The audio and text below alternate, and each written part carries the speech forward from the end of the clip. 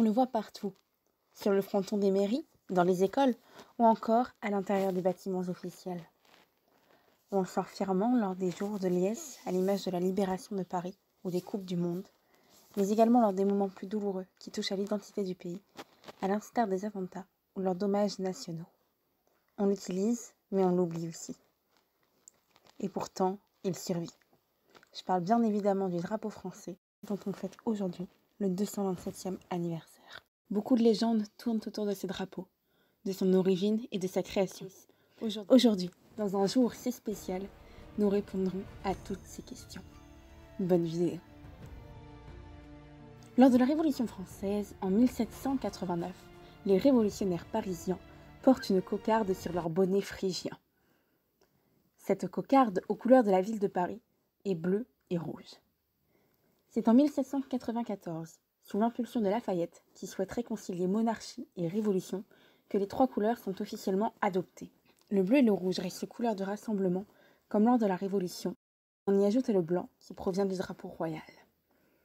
L'ordre des couleurs est d'après la légende définie par le peintre David, qui a notamment peint le sacre de Napoléon. Ainsi, le 27 pluviose an 2, d'après le calendrier révolutionnaire, la Convention aurait décrété le drapeau tricolore emblème national, et le peintre David aurait dit « bleu au mât, blanc au centre et rouge flottant ». Toutefois, ce fait n'est qu'une légende. En effet, même si l'on souhaite conserver la représentation de la monarchie et que nous l'acceptons sur le drapeau, l'ordre des couleurs marque bien que le peuple a le pouvoir et encadre les décisions royales. En effet, on observe deux couleurs populaires qui encadrent la couleur royale, le blanc. Bien que les trois couleurs soient officiellement adoptées en 1794, le fait que le drapeau devienne emblème national français est officialisé par Louis-Philippe en 1830. Mais lors de la révolution qui amène à sa destitution, les révolutionnaires tentent de remettre au goût du jour leur symbole, le drapeau rouge.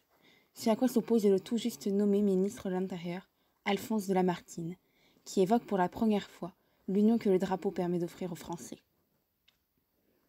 Cependant, il faudra attendre encore 100 ans pour qu'il rentre dans la Constitution en tant qu'emblème national, aux côtés de la langue française, l'hymne de la Marseillaise, la devise et son principe fondamental.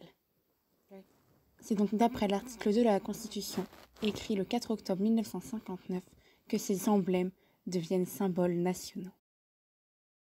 De nombreux codes sont à respecter pour ces drapeaux français, tant leur symbolique est importante. Par exemple, si vous voyez un drapeau à l'extérieur, il doit être fait en polyester afin qu'il tienne au maximum. Cependant, si vous voyez dans votre ville un drapeau abîmé, c'est normal. En effet, son espérance de vie, s'il est fait par un atelier français, varie entre 48 heures et 6 mois en fonction de la météo. En effet, le vent risque de l'abîmer grandement. D'ailleurs, saviez-vous que si l'on entend un drapeau claquer, c'est que son mouvement atteint la vitesse du vent? Des règles ont également été instaurées quant à la mesure du drapeau. Généralement, le drapeau doit faire 1,5 m de long, la partie blanche mesurant 50 cm et la partie bleue 48 cm.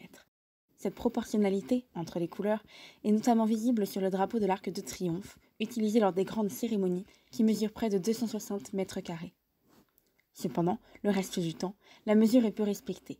Des vexillologues, les spécialistes des étendards, diront en effet que le blanc attirant trop l'œil, les drapeaux utilisés par les personnes souhaitant attirer le regard, à l'image des candidats aux élections présidentielles, auront une partie blanche restreinte, afin que le spectateur ne fixe pas trop le drapeau, mais se concentre plutôt sur l'orateur. Toutefois, symbole français que l'on est fier de montrer, le drapeau restera à jamais un marqueur de notre identité, et de symbole révolutionnaire, il devient aujourd'hui véritable indicateur de notre union et notre solidarité. Nous espérons que cette courte vidéo vous aura plu, qu'elle vous aura intéressé. N'hésitez pas, si c'est le cas, à commenter, à la partager et également à vous abonner. Et nous vous disons à très bientôt pour une prochaine vidéo. Ciao!